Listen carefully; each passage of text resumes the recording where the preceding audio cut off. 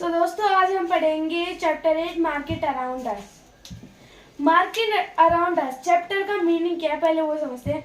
Market around us मतलब कि हमारे आसपास की मार्केट में क्या क्या होता है, उसमें सामान कहाँ से आता है, उनके प्राइस क्या होते हैं, इस चैप्टर में हम ये पढ़ेंगे।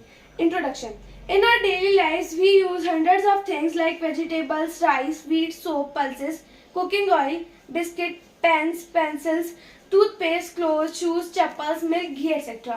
हमारी ये डेली यूज की थिंग्स है जो हमें चाहिए होती है। To get this things we go to the market since one can really get all the things from one shop. इन सब चीजों के लिए हमें मार्केट में जाना पड़ता है और कभी कभार ही इनमें से थोड़ी बहुत चीजें एक ही दुकान पे मिल जाती हैं। अब सवाल उठता है कि मार्केट होते क्या है। Market is a place where seller and buyers meet and conduct selling and buying activity. Market एक ऐसी जगह है जहाँ पे सेलर्स मतलब बेचने वाले, बायर्स मतलब खरीदने वाले मिलते हैं और बेचने और खरीदने की एक्टिविटी करते हैं। मैं इसके बोर्ड पे डेफिनेशन लिख लेती हूँ। मैंने डेफिनेशन लिखी है, market is a place where sellers and buyers meet and conduct selling and buying activity. मतलब मैं एक और बार आपको समझा देती हूँ। मार्केट एक ऐसी जगह है जहाँ पे सेलर्स मतलब बेचने वाले और बायर्स मतलब खरीदने वाले मिलते हैं और बेचने और खरीदने की एक्टिविटी होती है। Next, the producer of goods और the manufacturer do not sell their products directly to the consumer. अब मार्केट में एक प्रोसेस होता है कि सामान कैसे आने का। इस लाइन का मतलब मैं आपको बाद में समझाऊंगी क्योंकि वो उससे रिलेटेड है। पहले मैं बोर्ड पे लिख के आपको समझा देती हूँ। पहले प्रोड्यूसर जो होता है वो सामान बनाता है बहुत सारे स्टॉक और फिर वो देता है होलसेलर को। मान लो प्रोड्यूसर ने बना दिए 2000 पीस बॉटल्स के और फिर उसमें 1000 बेच दिए होलसेलर को, और होलसेलर रिटेलर मतलब दुकान वाले को वो बेचेगा 800 बेच दी उसने। अब जो रिटेलर है दुकान वाला वो सीधा बेचेगा कंज्यूमर्स को, मतलब कि हमें 1-2 बॉटल चाहिए, 2-3 बॉटल चाहिए, कितनी भी। देखो होलसेलर जो होता है वो इंटरमीडिएटर होता है। इंटरमीडिएटर मतलब कि जो दो इंसानों के बिजनेस के बीच में आता है। अब देखो ये प्रोड्यूसर जो है वो सीधा रिटेलर को नहीं बेचेगा क्योंकि उसे तो अपना फायदा देखना है, वो उसको ज्यादा बेचना है, वो इसलिए होलसेलर को बेचेगा, तो वो सीधा होलसेलर को बेचता है। इस लाइन में ये लिखा है कि प्रोड्यूसर जो होता है वो अपने गुड्स सीधा मैन्युफैक्चरर को बेचता है कंज्यूमर को नहीं। Next line, there is a chain process of marketing of goods produced और मैन्युफैक्चरर।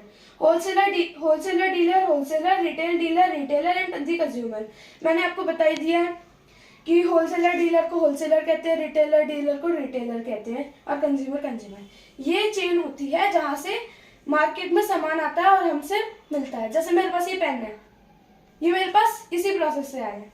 नेक्स्ट है चेन ऑफ मार्केट।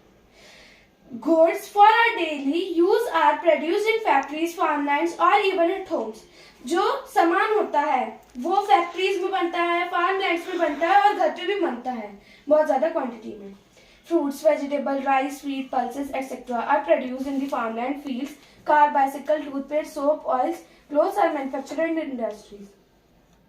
ये जो वेजिटेबल्स और व्हीट और पल्सेस होते हैं फार्मलैंड्स में बनते हैं, मतलब खेतों में बनते हैं, और ये कार, बाइसिकल, टूथपेस्ट, ऑयल, खाने वाने की चीजें सारे इंडस्ट्री में बनती है। Certain items of daily use like soap, papad, masala, pickle, etc. are prepared in homes. ये सारी चीजें होम्स में बनती है। We do not buy goods directly from the producers, nor would the producer be interested in selling these goods in small quantities like 1 kilogram or half kilogram.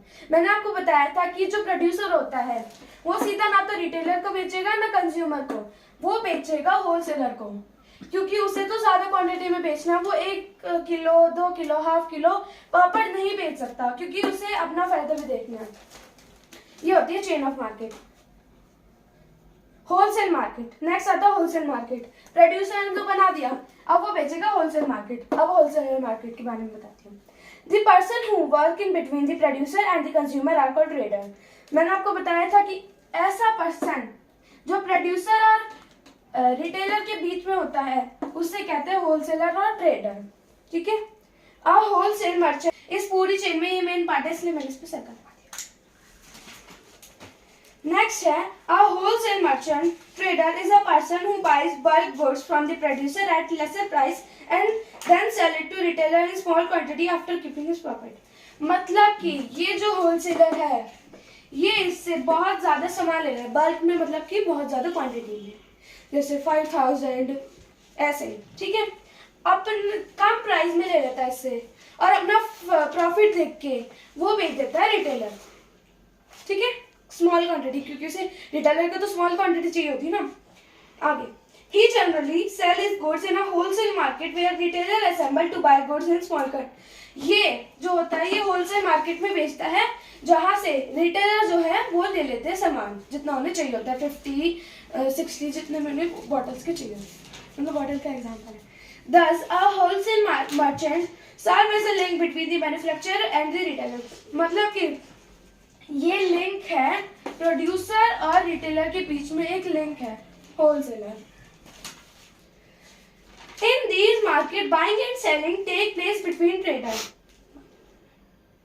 मतलब कि wholesale market में बेचना और खरीदने का प्रोसेस होता है जैसे कि नॉर्मल मार्केट में होता है, मतलब ट्रेडर्स के बीच में, मतलब होलसेलर और रिटेलर के बीच में। Wholesale traders also provide good on credit to the retail merchant. मान लो ये रिटेलर है, मैं रिटेलर हूँ, नहीं मैं होलसेलर हूँ, आप रिटेलर हो, तो आप मेरे पास आए बॉटल खरीदने। अगर आपके पास अभी पैसे नहीं है तो मैं आपको ये भी कह सकता हूँ कि आप अभी ले जाओ और मैं आपसे बाद में ले लूंगा पैसे। इसमें होलसेलर का फायदा होता है क्योंकि उससे क्या होगा, उससे क्या होगा, रिटेलर को इस पे विश्वास हो जाएगा कि ये अगर मेरे पास पैसे भी नहीं होंगे तो ये मेरे को दे देगा ताकि मैं इसको बाद में धीरे धीरे करके दे सकूं। और इससे होलसेलर का क्या फायदा होगा कि रिटेलर बार बार उसके पास ही आएगा, वो दूसरे पास जाने की सोचेगा नहीं क्योंकि उसे पता नहीं है ना कि दूसरे देंगे नहीं देंगे। This is an advantage to the retailer who can't pay the full amount to the wholesaler at the time of buying। इसमें इसका भी फायदा होता है क्योंकि अगर इसके पास पैसे नहीं है तो ये बिना पैसे दिए सामान खरीद सकता है ना, इसलिए इसमें दोनों का फायदा होता है। नेक्स्ट है रिटेल मार्केट। अभी हमने प्रोड्यूसर पढ़ लिया जो बनाता है, प्रोड्यूसर फिर होलसेलर को देता है और फिर होलसेलर रिटेलर को। अब रिटेलर की भी तो मार्केट होगी ना जहाँ से हम कंज्यूमर खरीदेंगे। रिटेल ट्रेड और marketing refers to buying of goods from the manufacturer और होलसेलर्स। अब आगे हमारा रिटेल मार्केट। रिटेल मार्केट से तो हमें सामान मिलेगा ना। रिटेल ट्रेड और marketing refers to buying of goods from the manufacturer और होलसेलर। मतलब कि रिटेल ट्रेड का मतलब होता है कि सामान खरीदता है रिटेलर होलसेलर से, okay,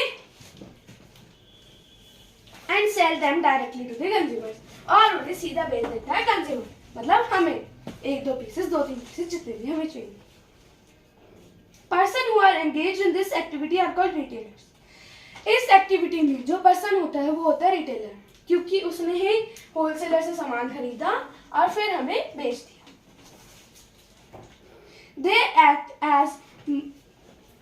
They act as middleman between the wholesaler and actual consumer।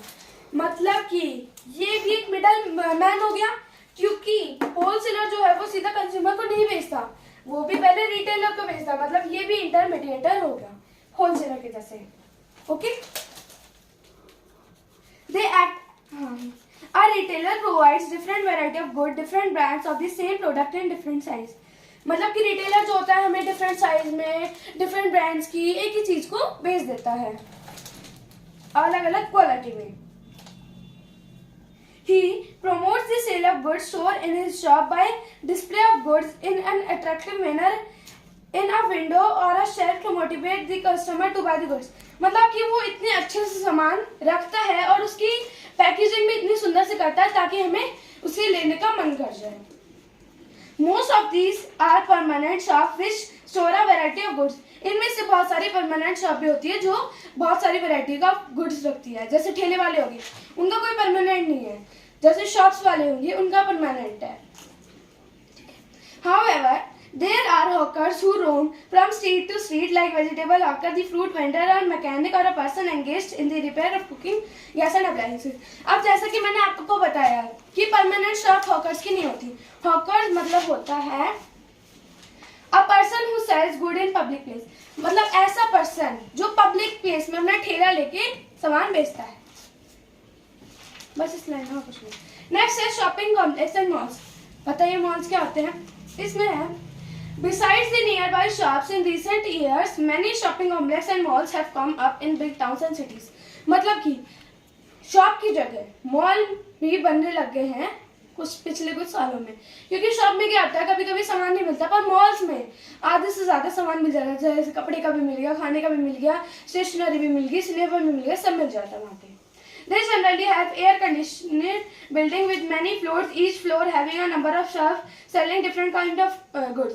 मतलब कि वहाँ पे एसी वेसी लगे होते हैं और उन पे बहुत सारे फ्लोर्स होते हैं जहाँ पे अलग अलग तरीके की शॉप होती हैं जहाँ से हम सब सामान ले सकते हैं. In these malls, both types of good brand and non-branded are sold. मतलब कि malls में एक तो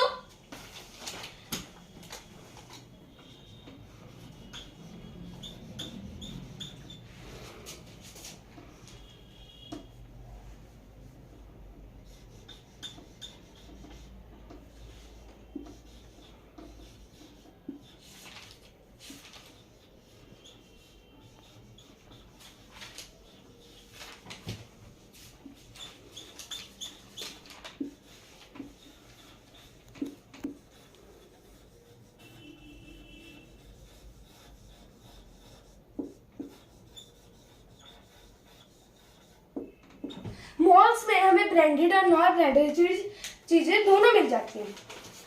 ठीक है, और कुछ नहीं, इसमें दोनों बेची जाती है.